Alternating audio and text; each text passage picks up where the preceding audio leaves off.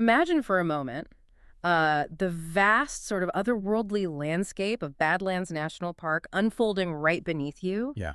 A panorama of like vibrant colors and sculpted earth that really just comes alive when you see it from above. Hmm. This isn't science fiction, right? This is South Dakota's Badlands.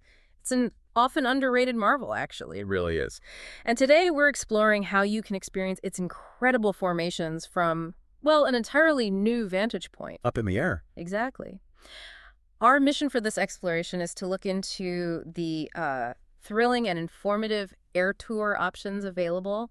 We want to help you understand the different ways to see this spectacular park from above. Right, and also the context, the sort of background story that shapes these unique experiences. So what is it about seeing the Badlands from the air that's so transformative? Well, it fundamentally changes how you understand this place, this geological wonder. Yeah, Walking the trails, that gives you an intimate ground level encounter. sure, you get up close. But seeing it from the air provides this just unparalleled sense of scale. Yeah. You finally grasp what one visitor called the park's crazy beauty. Those endlessly breathtaking buttes, the sharp pinnacle spires, Yeah. and the colorful rolling hills, all laid out like this immense living canvas. Wow. And from that height, you can really appreciate the layers, the sediment laid down over millions of years. Mm-hmm. Ancient rivers, volcanic ash. All visible. Yeah, then carved by, eons of wind and water. It's like seeing a geological timeline painted right across the landscape. It's a history of our planet you just can't fully get from the ground. That's a really powerful image. It's one thing to stand next to a spiky formation and, marvel at its texture. Right. But an air tour reveals those sweeping, interconnected patterns. From above, you really see how the light plays across the terrain, Oh, definitely. dramatically coloring it with warm oranges, fiery reds, then shifting to cool purples and deep blues as the sun moves. Mm-hmm. And sometimes the prairies, the grasslands, they almost shimmer, kind of look like water from up high. Really? Yeah. It's like a shortcut, a profound shortcut to grasping the sheer magnitude of the Badlands. It shows you geological relationships, hidden canyons you'd never see from the road loop. So you see how it all fits together. Exactly. And this aerial view often includes areas that are just plain inaccessible on foot. You get this immediate, powerful context, seeing how all the bits, a single butte, a winding ravine, connect within the larger, incredibly complex geological tapestry. Highlighting the erosion. Yeah, the vastness of the erosional processes that are still at work here. And then, okay, besides the view, there's the thrill factor you mentioned. Oh, yeah. If you're someone who likes a bit of adrenaline with your sightseeing, a helicopter tour might be just the thing. Absolutely. Some operators in the Badlands use aircraft, specifically designed with no doors. No doors. Yeah, seating just 3 people across in one row.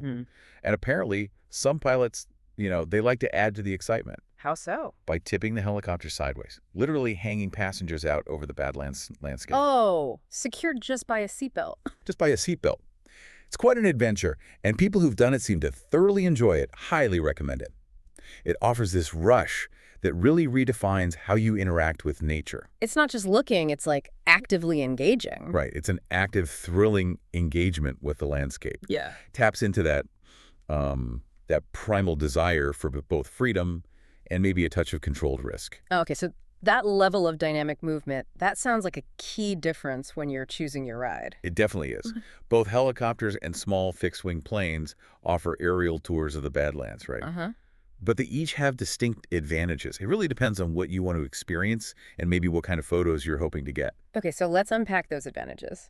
Helicopters first. What really makes them stand out for a Badlands tour? Maneuverability. That's the big one. Especially for a landscape with such intricate features, they can get significantly closer to specific formations and the ground than a plane can. Closer. How much closer? Well, they can move not just forward, but also side to side, even backward.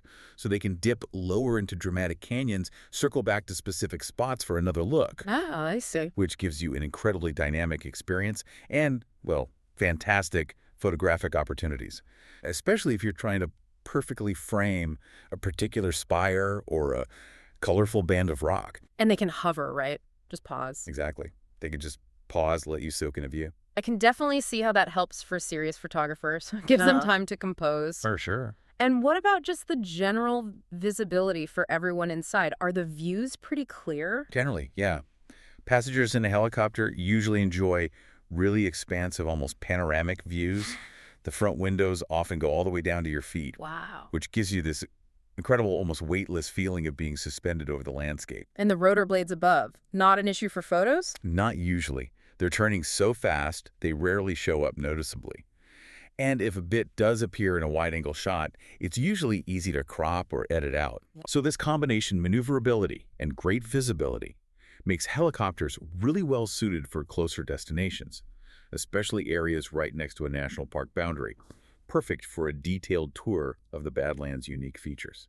So for that up-close, immersive, dynamic experience, helicopter sounds like the way to go. Often, yes. But maybe you're planning a wider trip or budget's a bigger factor. Yeah. What about fixed-wing planes? What do they offer for an aerial tour here? Well, fixed-wing planes definitely have their own benefits. Generally, they're more cost-effective per person, Ah, cheaper. especially if you want to cover longer distances, say tours going beyond 50 miles, maybe combining the Badlands with a view of, I don't know, other distant landmarks. Right. They're also often easier to find and book, sometimes with more scheduling flexibility. And at a practical point, they can carry a greater payload of gear, Meaning? more weight for passengers and their equipment. So if you have extensive professional camera gear or maybe even light camping stuff, if you're connecting parts of a longer trip, a plane might handle it better. Okay, so fixed-wing planes, better for budget, distance, and maybe heavy gear. Gotta sums it up, yeah. But I guess that incredible maneuverability of the helicopter comes with some trade-offs for the planes. What are the main limitations to keep in mind? You're right, there are trade-offs. Planes are just fundamentally less maneuverable for sightseeing. They take more time and space to gain or lose altitude. Can't just dip down quickly. Exactly. And Mhm. crucially, they can't hover, make really sharp turns, or move backward. So less flexibility for lingering over a specific spot or quickly going back for a second look. Mm-hmm. They also need airstrips for landing and takeoff, which limits where tours can start and end. Right, and the view itself. The windows can be smaller sometimes, Yeah. maybe giving you a less expansive feel compared to a helicopter bubble. Hmm? And yeah, you might get parts of the wing or even the wheels in your wide-angle photos. That's definitely a consideration for keen photographers. So if those sweeping, clear, wide shots or dynamic close-ups are your main goal, Then a helicopter is often the better bet, yeah. that distinction is really helpful. So once someone's kind of figured out which aircraft fits their needs, how do they actually go about booking a flight over the Badlands? The best way is always to look for reputable flight tour companies that specialize in the area. Do your homework online, Check reviews. Yeah, check reviews, look at their fleet, what services they offer. Yeah. Definitely compare prices and tour lengths. Mm-hmm. And really importantly, talk to them beforehand. Tell them what you want. Exactly. Communicate your specific interests, or if you have photographic goals, tell the pilot or the coordinator. If you're a photographer, say you'd appreciate specific angles. This helps make sure you get the experience you're actually hoping for. Good advice. Okay, let's get specific about Badlands options. There's a well-known local operator, right? Badlands Helicopters. That's right, Badlands Helicopters. They've been doing this for 30 years, which is quite a track record. Impressive. They typically operate daily from 9 a.m. during their season. And heads up, their 2025 season is set to open May 1st. They offer a few different options, catering to different interests and budgets. Okay, what are they? Well, for starters, maybe for someone who just wants a quick taste, especially first-time helicopter riders or kids. There's the Discovery Flight. Discovery Flight. How long is that? It's a 5-mile trip, about 5-6 minutes in the air. Pretty affordable, too, around $59 per person last I checked. And where does it go? It takes you over the prairies near the northeast edge of the Badlands National Park entrance. Gives you that initial feeling of flight, a glimpse of the vastness around the park. The perfect sampler, really. Okay, a little teaser. What if you want a bit more? Something that gives you a better sense of the Badlands formations. Then you look at the Badlands Overview Flight. This one's $99 for a 10-mile flight lasting about 8-9 minutes. So double the distance, a bit longer. What do you see? It's definitely a step up visually. Mm-hmm. This flight goes over the formations to the east and, importantly, gives you a glimpse of the iconic Badlands Wall. Ah, the wall. That huge escarpment. Exactly. That dramatic 100-mile-long feature that looks like this ancient natural fortress. You also get a broader overview of the park's terrain. Other features, maybe like the castle formation with its spires. Okay, so for under $100, you get a decent look at some key features. That's a good balance. And for people who really want to go all in, see the major highlights from the air. There are longer helicopter tours available. Some reports mention a 20-minute flight that covers major highlights like the wall and the castle more thoroughly. that gives you a much more comprehensive look at the core geological wonders. More time to really absorb it all. Definitely. More time to really soak in those views. Now, when we talk about these tours, it's maybe important to understand the bigger picture, right? Air tours over national parks. Hmm. It hasn't always been smooth sailing. No, not at all. It's actually been a subject of, well, considerable debate for decades now. It's this complex balancing act. Between what? Between providing really exciting tourist access to these incredible natural places and preserving the visitor's desire for serenity, for quiet within these wild environments. The sound of the aircraft is a big factor. Right, the noise. So how did we get to the point where there are regulations? Was there like a specific event that pushed things forward? Unfortunately, yes, there was a very clear and tragic catalyst. The issue really came to a head at the Grand Canyon back in 1986. What? A Really? devastating mid-air collision between two tour aircraft over the park. It killed all 25 people on board. Oh, terrible. Yeah. That incident, along with just growing concerns about noise pollution, it spurred initial legislation to control air tours. And eventually that led to the National Parks Air Tour Management Act in the year 2000. Okay, 2000. What was the goal of that act? The explicit goal was to regulate these tours, create specific management plans for individual parks, and mitigate their impacts, especially noise, on the environment and on other visitors. So Congress passed the law. Problem solved. Did everyone just start following the new rules? Well, not quite. And this is where it gets a bit complicated. Despite that 2000 law, things like bureaucratic issues and, frankly, long delays stalled compliance for years, for nearly 2 decades in some cases. Wow, so the plans weren't actually put in place. Many of the mandated air tour management plans just weren't implemented, and this inaction eventually led to legal challenges. Environmental groups, notably one called Public Employees for Environmental Responsibility, or PER, they sued in 2018. To force the issue. Exactly. To force the adoption of these plans.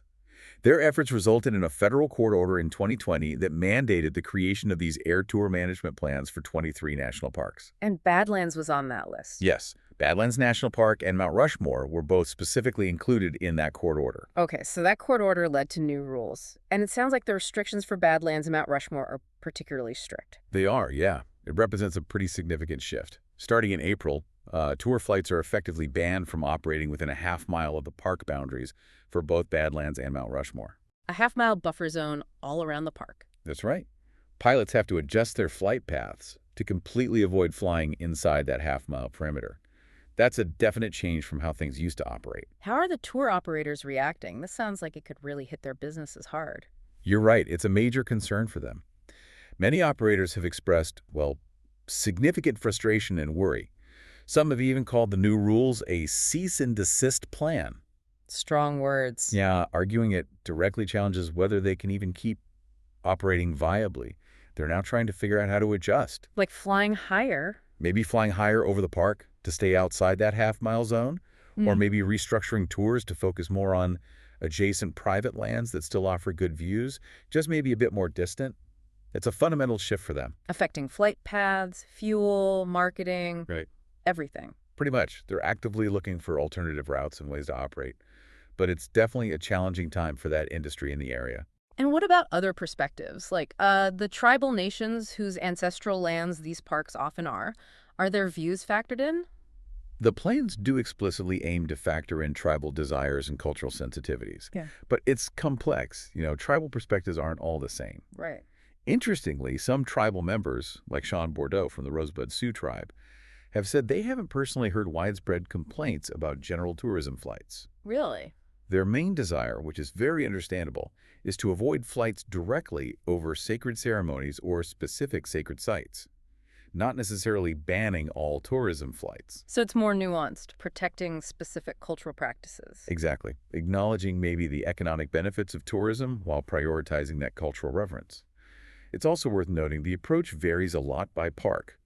Glacier National Park, for instance, is phasing out commercial flights entirely by 2029. Wow, completely. But many plans for other parks are more lenient, allowing limited flights to continue under strict conditions.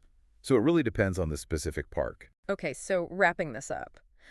What does this all mean for someone thinking about taking an air tour over the Badlands now? Well, despite the regulations, these air tours are still an extraordinary, truly unique way to connect with the park's geology.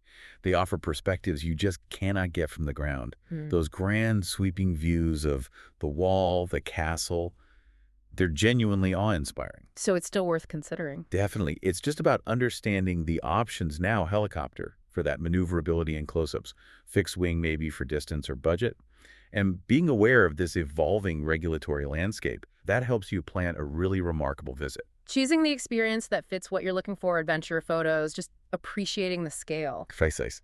So as we think about this, the wonder of seeing a place like the Badlands from above, experiencing its vastness and intricate beauty so profoundly, it does raise a question, doesn't it? What does it truly mean to preserve the serenity of a wild space? Is the beauty of that bird's eye view, with the sounds that come with it, ultimately worth it?